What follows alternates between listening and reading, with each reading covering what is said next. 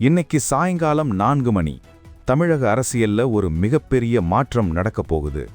இதுவரைக்கும் நம்ம பார்த்த அந்த அதிகாரம், அந்த கெத்து, அமைச்சர்களோட அந்த கான்வாய் கார்கள், இது எதுவுமே இனி இருக்காது. ஆமாங்க, இன்னைக்கு தேதியோட திமுக அரசு தன்னோட முழு அதிகாரத்தையும் இழக்கப் போகுது. என்ன சொல்றீங்க, ஆட்சி முடிஞ்சிருச்சா அப்படின்னு கேட்டா தொழில்நுட்ப ரீதியா ஆமான்னு தான் சொல்லணும். இன்னைக்கு சாயங்காலம் தேர்தல் ஆணையம் அந்த ஒரு அறிவிப்பை வெளியிட்ட அடுத்த நிமிஷத்துல தமிழ்நாட்டோட நிர்வாகம் மொத்தமும் வேற ஒருத்தர் கைக்கு போக போகுது. அது என்ன அதிகாரம்? இந்த காபந்து அரசு அப்படின்னா என்ன? ஒரு முதலமைச்சர் நினைச்சாலும் இனி ஒரு கையெழுத்து கூட போட முடியாதா? இதையெல்லாம் பத்தி தான் நாம இன்னைக்கு விலாவாரியா பார்க்க போறோம். இது வெறும் தேர்தல் செய்தி மட்டுமல்ல, ஜனநாயகம் எப்படி வேலை செய்யுது அப்படிங்கிறதுக்கான ஒரு முக்கியமான பாடம். முதல்ல விஷயத்துக்கு வருவோம். இந்திய தேர்தல் ஆணையம் இன்னைக்கு சாயங்காலம் 4 மணிக்கு ஒரு பிரஸ் மீட் வச்சிருக்காங்க. தமிழ்நாடு உட்பட 5 மாநிலங்களோட சட்டமன்ற தேர்தல் தேதியை அறிவிக்க போறாங்க. ஒரு மாநிலத்தில் தேர்தல் தேதி அறிவிக்கப்பட்ட அந்த நிமிஷத்திலிருந்தே மாடல் கோட் ஆஃப் காண்டக்ட், அதாவது தேர்தல் நடத்தை விதிகள் அமலுக்கு வந்துடும். இது நமக்கு தெரிஞ்ச விஷயம்தான். ஆனா இந்த முறை ஒருபடி மேல போய் இன்னைக்கு சாயங்காலத்தோட திமுக அரசு ஒரு காபந்து அரசா மாறிடும்னு சொல்லப்படுது. இது ஏன் ரொம்ப முக்கியம்னா, ஒரு ஆட்சி காலாவதி ஆகிறதுக்கும் ஒரு காபந்து அரசா செயல்படுறதுக்கும் நிறைய வித்தியாசங்கள் இருக்கு.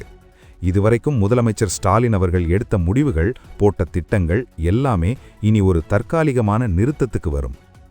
இங்கேதான் ட்விஸ்ட் ஆரம்பிக்குது. உறுதியாக தெரிந்தது என்னன்னா, இன்னைக்கு மாலைக்கு அப்புறம் முதலமைச்சர் முதல் அமைச்சர்கள் வரை யாருமே தங்களோட அரசு அதிகாரத்தை பயன்படுத்த முடியாது. உதாரணத்துக்கு சொல்லணும்னா, அமைச்சர்கள் தங்களோட அரசு முத்திரை பதிச்ச கார்களை பயன்படுத்த முடியாது. அந்த சிவப்பு விளக்கு, அந்த சைரன் சத்தம், இதெல்லாம் இன்னைக்கு சாயங்காலத்தோட ஆஃப் ஆயிடும். தலைமைச் செயலகத்தில் இருக்கிற அவங்க அறைகளுக்கு போய் அவங்க இனி அதிகாரப்பூர்வமான மீட்டிங் நடத்த முடியாது. ஒரு அரசாணை, அதாவது ஜிஓ கூட இனி அவங்களால பிறப்பிக்க முடியாது. நிர்வாக ரீதியா பார்த்தா தலைமைச் செயலாளர் தலைமையிலான அதிகாரிகள் தான் இனி மாநிலத்தை கவனிச்சுப்பாங்க. ஆனா அவங்களும் யாரோட கட்டுப்பாட்டுல இருப்பாங்க தெரியுமா?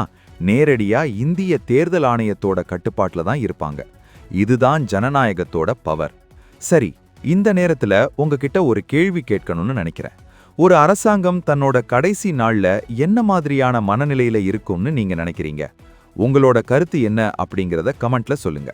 இப்ப நாம இந்த காபந்து அரசோட பின்னணியை கொஞ்சம் ஆழமா பார்ப்போம். இந்திய அரசியலமைப்பு சட்டப்படி ஒரு தேர்தல் அறிவிக்கப்பட்டா ஆளுங்கட்சிக்கு எந்த ஒரு கூடுதல் சாதகமும் கிடைச்சிடக்கூடாது அப்படிங்கிறதுக்காக தான் இந்த முறை கொண்டு வரப்பட்டது. இதோட பின்னணி என்னன்னு பாத்தீங்கன்னா, லெவல் பிளேயிங் ஃபீல்ட், அதாவது எல்லா கட்சிகளுக்கும் சமமான களம் இருக்கணும். ஒரு முதலமைச்சர் அரசு செலவுல விளம்பரம் கொடுத்து ஓட்டு கேட்கக்கூடாது, அரசு அதிகாரிகளை வச்சு தேர்தல் வேலை பார்க்கக்கூடாது அப்படிங்கிறது தான் இதோட அடிப்படை நோக்கம். இந்த காபந்து அரசு முறையில முக்கியமான ஒரு மாற்றம் என்னன்னா, புகைப்படங்கள் அகற்றம். நீங்க நாளைக்கு காலையில அரசு அலுவலகங்களுக்கு போய் பார்த்தீங்கன்னா ஒரு பெரிய மாற்றத்தை கவனிப்பீங்க. முதலமைச்சர் படமோ இல்ல அமைச்சர்களோட படமோ அங்கு இருக்காது. ஏன், ரேஷன் கடையில் இருக்கிற பைகள்ல கூட முதலமைச்சர் படம் இருந்தா அதை மறைக்கணும் இல்லைன்னா அகற்றணும்.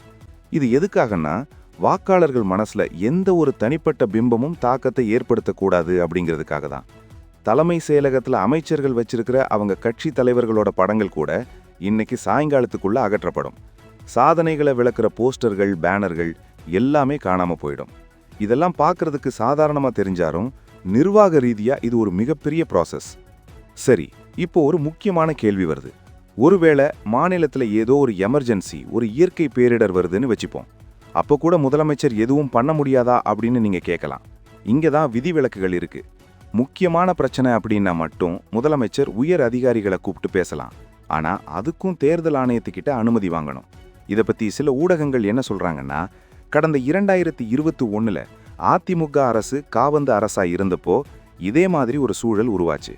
அப்போ கொரோனா பாதிப்பு ரொம்ப அதிகமா இருந்தது. அப்போதைய முதலமைச்சர் எடப்பாடி பழனிசாமி அவர்கள் தேர்தல் ஆணையத்துக்கிட்ட ஸ்பெஷல் பர்மிஷன் வாங்கி தான் அதிகாரிகளோட மீட்டிங் நடத்தி சில முக்கியமான முடிவுகளை எடுத்தார். அந்த ஒரு முன்மாதிரியை தான் இப்போ திமுக அரசும் பின்பற்ற வேண்டியிருக்கும். இதன் பின்னணி என்னன்னு பார்த்தோம்னா, ஒரு அரசு அப்படிங்கிறது மக்களுக்காகத்தான். தேர்தல் வருதுங்கிறதுக்காக நிர்வாகத்தை அப்படியே கைவிட்டுட முடியாது. ஆனா அந்த நிர்வாகம் அரசியல் சார்பற்றதா இருக்கணும் அப்படிங்கிறது தான் இங்கே மேட்டர். இப்போ இன்னைக்கு சாயங்காலம் 4 மணிக்கு அப்புறம் அமைச்சர்கள் என்ன பண்ணுவாங்க? அவங்க எல்லாரும் தங்களோட அரசு கார்களை தலைமை செயலகத்துல ஒப்படைச்சிட்டு சொந்த கார்ல தான் வீட்டுக்கு போகணும். அவங்க வீட்டில் இருக்கிற அரசு ஊழியர்கள், அதாவது உதவியாளர்கள், அவங்க எல்லாரும் திரும்பவும் அவங்க துறைக்கு அனுப்பப்படுவாங்க. ஒரு முதலமைச்சருக்கு கொடுக்கப்படுற பாதுகாப்பு மட்டும்தான் தொடருமே தவிர மத்தபடி அந்த அதிகார தோரணை அப்படிங்கிறது இன்னைக்கு சாயங்காலத்தோட ஒரு முடிவுக்கு வரும். இப்போ நம்ம ஒரு முக்கியமான டைம்லைன் பார்ப்போம். மே 7, 2021 இந்த தேதியில தான் திமுக அரசு பொறுப்பேத்துச்சு. இப்போ கிட்டத்தட்ட 5 வருஷம் முடிய போகுது. இந்த 5 வருஷத்துல எவ்வளவோ திட்டங்கள் வந்திருக்கு. ஆனா அந்த திட்டங்களோட கடைசி கட்ட அறிவிப்புகள் எதுவுமே இனி வராது. சிலருக்கு ஒரு சந்தேகம் இருக்கும், ஏற்கனவே அறிவிச்ச திட்டங்கள் கதி என்ன ஆகும் அப்படின்னு. ஏற்கனவே அமல்ல இருக்கிற திட்டங்கள், உதாரணத்துக்கு மகளிர் உரிமை தொகை திட்டம் மாதிரியான விஷயங்கள் அப்படியே தொடரும். ஆனா புதுசா ஒருத்தரை அந்த திட்டத்துல சேர்க்கிறதோ இல்ல புதுசா ஒரு பயனாளியை அறிவிக்கிறதோ முடியாது. இதனால தான் கடந்த ஒரு வாரமா நீங்க கவனிச்சிங்கன்னா தெரியும், அரசு தரப்புல இருந்து அடுத்தடுத்து பல அதிரடி அறிவிப்புகள், அரசாணைகள் வந்துகிட்டே இருந்தது. ஏன்னா 4 மணிக்கு அப்புறம் பேனா முனையில மை இருந்தாலும் கையெழுத்து போட அதிகாரம் இருக்காது. இப்போ இந்த 5 மாநில தேர்தல்கள் பத்தி ஒரு நிமிஷம் பார்ப்போம். தமிழ்நாடு, கேரளா, புதுச்சேரி, மேற்கு வங்காளம், அஸ்ஸாம் இந்த மாநிலங்கள்ல தான் தேர்தல் நடக்க போகுது. இதுல தமிழ்நாட்டை பொறுத்த வரைக்கும் போட்டி ரொம்பவே பலமா இருக்கு. ஆனா நிர்வாக ரீதியா பார்க்கறப்போ தேர்தல் ஆணையம் இப்போ ஒரு சூப்பர் கவர்மெண்ட் மாதிரி செயல்படும். மாநிலத்தோட டிஜிபில இருந்து கலெக்டர்ஸ் வரைக்கும் எல்லாரும் தேர்தல் ஆணையத்தோட நேரடி கண்காணிப்புல இருப்பாங்க. யாராவது ஒரு அதிகாரி ஆளுங்கட்சிக்கு சாதகமா செயல்படுறாருன்னு சந்தேகம் வந்தா அந்த நிமிஷமே அவரை மாத்திர அதிகாரம் தேர்தல் ஆணையத்துக்கு இருக்கு. இதுதான் ஒரு நேர்மையான தேர்தலை நடத்துறதுக்கான அடிப்படை. சரி, இப்போ உண்மை என்னன்னா, இந்த காபந்து அரசு காலத்துல அதிகாரிகள் ரொம்பவே கவனமா இருப்பாங்க. ஒருவேளை அதிகாரிகள் ஆளுங்கட்சி சொல்றத கேட்டா தேர்தல் முடிஞ்சதுக்கு அப்புறம் வரப்போற புது அரசு அவங்க மேல நடவடிக்கை எடுக்க வாய்ப்பு இருக்கு. அதனால அதிகாரிகள் எல்லாரும் இப்போ ரூல்ஸ் ஆர் ரூல்ஸ் அப்படிங்கிற பாணியில தான் செயல்படுவாங்க. இந்த காபந்து அரசு அப்படிங்கிறது வெறும் ஒரு பேருக்காக இல்ல, இது ஒரு மிகப்பெரிய செக் அண்ட் பேலன்ஸ். இப்போ பொதுமக்களுக்கு சில கேள்விகள் இருக்கலாம். நாங்க இப்போ ஒரு மனு கொடுக்கணும்னா யார்கிட்ட கொடுக்கறது அப்படின்னு கேட்டா, நீங்க தாராளமா மாவட்ட ஆட்சியர்கிட்ட கொடுக்கலாம். ஆனா அந்த மனு மேல எடுக்கப்படுற நடவடிக்கை தேர்தல் நேரத்துல எந்த ஒரு வாக்கையும் பாதிக்காத மாதிரி இருக்கணும். இதனால தான் பொதுவா தேர்தல் சமயத்துல புதுசா எந்த ஒரு நலத்திட்ட உதவிகளும் வழங்கப்படாது. இங்க தான் நாம ஒரு விஷயத்தை கவனிக்கணும். சர்வதேச ஊடகங்கள் மற்றும் அரசியல் ஆய்வாளர்கள் என்ன சொல்றாங்கன்னா, இந்தியாவோட இந்த தேர்தல் நடத்தை முறைகள் உலகத்துக்கே ஒரு உதாரணம். ஒரு மிகப்பெரிய ஜனநாயக நாட்டுல அதிகாரம் எப்படி ஒரு கையில இருந்து இன்னொரு கைக்கு இல்லனா ஒரு தற்காலிகமான இடத்துக்கு மாறுது அப்படிங்கிறது ஆச்சரியமான விஷயம்தான். தமிழகத்தை பொறுத்த வரைக்கும் இன்னைக்கு சாயங்காலம் 4 மணி அப்படிங்கிறது ஒரு மிகப்பெரிய டெட்லைன். தலைமைச் செயலகமே இன்னைக்கு காலையில இருந்து ஒரு பரபரப்புல தான் இருக்கும். ஃபைல்கள் மூவ் ஆகிற வேகத்தை பார்த்தா உங்களுக்கே புரியும். முடிஞ்ச வரைக்கும் எல்லா நிலுவையில் இருக்கிற கோப்புகளையும் இன்னைக்குள்ள முடிச்சிடணும்னு அதிகாரிகள் தீவிரமா இருக்கிறாங்க. சரி, இப்போ சில சுவாரஸ்யமான கேள்விகளுக்கு வருவோம். காபந்து அரசுல அமைச்சர்கள் சம்பளம் வாங்குவாங்களா?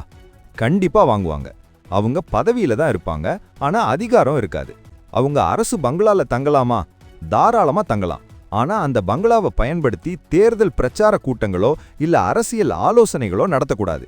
இது ஒரு மெல்லிய கோடு தான், ஆனா தேர்தல் ஆணையம் இதை ரொம்ப நுணுக்கமா கவனிக்கும். அதே மாதிரி அரசு இணையதளங்கள்ல இருக்கிற சாதனைகள் குறித்த செய்திகள், வீடியோக்கள் எல்லாமே இன்னைக்குள்ள ஆர்கைவ் பண்ணப்படும் இல்லனா நீக்கப்படும். நீங்க டிவியில பார்க்குற கவர்மெண்ட் விளம்பரங்கள் கூட இன்னைக்கு மாலை 4 மணிக்கு அப்புறம் கட் ஆயிடும். அந்த இடத்துல தேர்தல் ஆணையத்தோட வாக்காளர் விழிப்புணர்வு விளம்பரங்கள் தான் வரும். இதுல இன்னொரு முக்கியமான விஷயம் இருக்கு. அமைச்சர்கள் தங்களோட சொந்த ஊருக்கு போறதுக்கோ இல்ல தேர்தல் பிரச்சாரத்துக்கு போறதுக்கோ அரசு ஹெலிகாப்டரையோ இல்ல அரசு வாகனங்களையோ பயன்படுத்தவே முடியாது. ஒருவேளை அவங்க பாதுகாப்பு காரணங்களுக்காக புல்லட் ப்ரூஃப் கார் வச்சிருந்தா அதுக்கு தேர்தல் ஆணையத்துக்கிட்ட இருந்து முறையான அனுமதி வாங்கணும். அதுவும் கூட அந்த கார்ல கட்சி கொடி இருக்கக்கூடாது. இவ்வளவு கட்டுப்பாடுகள் இருக்கிறதுனால தான் தேர்தலை ஒரு திருவிழான்னு சொல்றதை விட ஒரு அக்னி பரீட்சை அப்படின்னு சொல்லலாம். ஆளுங்கட்சிக்கு இது இன்னும் கஷ்டம். ஏன்னா இதுவரைக்கும் அனுபவிச்ச எல்லா வசதிகளையும் ஒரே நாள்ல விட்டுட்டு சாதாரண ஒரு வேட்பாளரா களத்துல நிக்கணும். சரி, இப்போ பொதுவான சில கேள்விகளுக்கு, அதாவது FAQஸ்க்கு பதில் பார்ப்போம். தேர்தல் தேதி அறிவிச்சதுக்கு அப்புறம் புதுசா ரேஷன் கார்டு கிடைக்குமா? புதுசா விண்ணப்பிக்கலாம், ஆனா அந்த கார்டு உங்களுக்கு தேர்தல் முடிஞ்சதுக்கு அப்புறம் தான் கைக்கு வரும். ஏன்னா அது ஒரு நலத்திட்டமா பார்க்கப்படும். அரசு வேலைக்கான தேர்வுகள் நடக்குமா? ஏற்கனவே அறிவிக்கப்பட்ட தேர்வுகள், நேர்காணல்கள் திட்டமிட்டபடி நடக்கலாம். ஆனா புதுசா ஒரு வேலைவாய்ப்பு அறிவிப்பை அரசு வெளியிட முடியாது. ஊழியர்களுக்கான சம்பள உயர்வு, போனஸ் இதெல்லாம் கிடைக்குமா? தேர்தல் தேதி அறிவிக்கப்படுறதுக்கு முன்னாடி அறிவிச்சிருந்தா கிடைக்கும், இல்லனா தேர்தல் முடியிற வரைக்கும் காத்திருக்கணும். அறிக்கைகள் கூறுவது என்னன்னா, இந்த முறை தேர்தல் ஆணையம் ரொம்பவே ஸ்ட்ரிக்டா இருக்க போறாங்க. குறிப்பா சமூக வலைதளங்கள்ல வர்ற விளம்பரங்கள், டிஜிட்டல் முறையில நடக்கிற பணப்பரிமாற்றம் இதையெல்லாம் கண்காணிக்க தனி டீம் போட்டிருக்காங்க. காபந்து அரசு அப்படிங்கறதுனால அமைச்சர்கள் தங்களோட சமூக வலைதள பக்கங்கள்ல கூட அரசு முத்திரையையோ இல்ல அரசு பதவியையோ பயன்படுத்தி ஓட்டு கேட்க கூடாதுன்னு சில கட்டுப்பாடுகள் இருக்கு. இதுல ஏதாவது மீறல் நடந்தா தேர்தல் ஆணையம் நேரடியா நோட்டீஸ் அனுப்பும். கடந்த தேர்தல்கள்ல நாம பார்த்திருக்கோம், சில அமைச்சர்களோட பிரச்சாரத்துக்கே தடை விதிச்சிருக்காங்க. அந்த அளவுக்கு இந்த காலகட்டம் ரொம்பவே சென்சிட்டிவானது. முடிவா பார்த்தோம்னா, இன்னைக்கு சாயங்காலம் 4 மணி அப்படிங்கிறது ஒரு ஆட்சியோட முடிவு கிடையாது. அது ஜனநாயகத்தோட ஒரு புது ஆரம்பம். ஒரு அரசு அப்படிங்கிறது தற்காலிகமானது தான், ஆனா மக்களோட அதிகாரம் தான் நிலையானது அப்படிங்கிறத இந்த காபந்து அரசு முறை நமக்கு உணர்த்துது. இனி வர்ற 1 மாசம் இல்லனா 2 மாசம் தமிழ்நாட்டோட ஒவ்வொரு மூலையிலையும் தேர்தல் காய்ச்சல் தான் இருக்கும். ஆனா நிர்வாகம் பாதிக்கப்படாம பார்த்துக்க வேண்டிய பொறுப்பு தேர்தல் ஆணையத்துக்கிட்ட இருக்கு. இப்போ இந்த சூழலை நீங்க எப்படி பார்க்கறீங்க? ஒரு அரசு தன்னோட அதிகாரத்தை இழக்கிறது சரிதானா, இல்ல இது நிர்வாகத்தை பாதிக்குமா? உங்களோட கருத்துக்களை மறக்காம கமெண்ட்ல சொல்லுங்க. அடுத்த வீடியோல இந்த தேர்தல் பத்தின இன்னும் பல சுவாரஸ்யமான தகவல்களோட உங்களை சந்திக்கிறேன். நன்றி.